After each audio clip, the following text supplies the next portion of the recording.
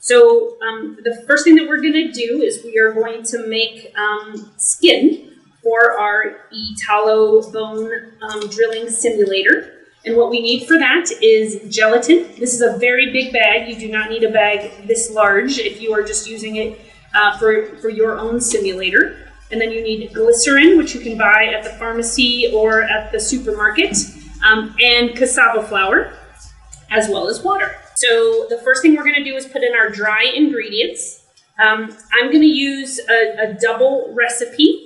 So just to explain, normally what we would use for a very small piece of skin, like a practice piece of skin, you would use 2 tablespoons of gelatin, 2 tablespoons of glycerin, 1 tablespoon of cassava flour, and 5 tablespoons of water. And you do want your water a bit warm, so I'm gonna heat mine right now in the kettle.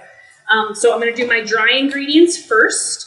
So I'm gonna do a double recipe. So I'm gonna do 4 tablespoons of gelatin, and then I'm gonna do 2 tablespoons of cassava flour, and then 4 tablespoons of glycerin, and 10 tablespoons of water.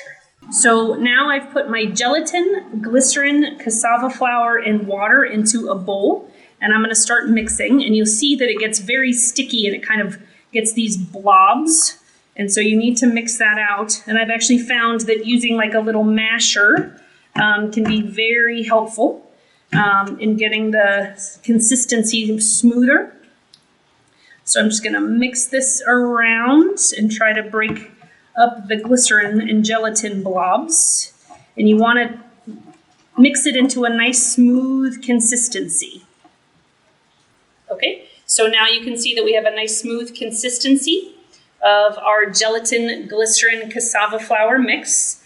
And so we're going to need to have this set. So what you can do is take a piece of aluminum foil on a flat surface. I use this tray, and you're just going to fold up the sides of the aluminum foil to make a little box so that it contains the fluid. So you can see there I have a little container that's going to make a square of skin tissue. Now in your full bone simulator, you will likely do a bigger piece. But for the purposes of demonstration today, we're just going to do this small piece. So you make your little square of aluminum foil, and then you're going to spread your skin material onto the square. You want to get all of that out so you don't waste anything. It is very sticky, so try not to touch it with your hands. And then you're going to smooth this out, distribute it all around. Make sure there's no, sort of the aluminum foil is flat all the way across. And then you're going to leave this out to dry for about, I usually leave it overnight, so for about 12 hours.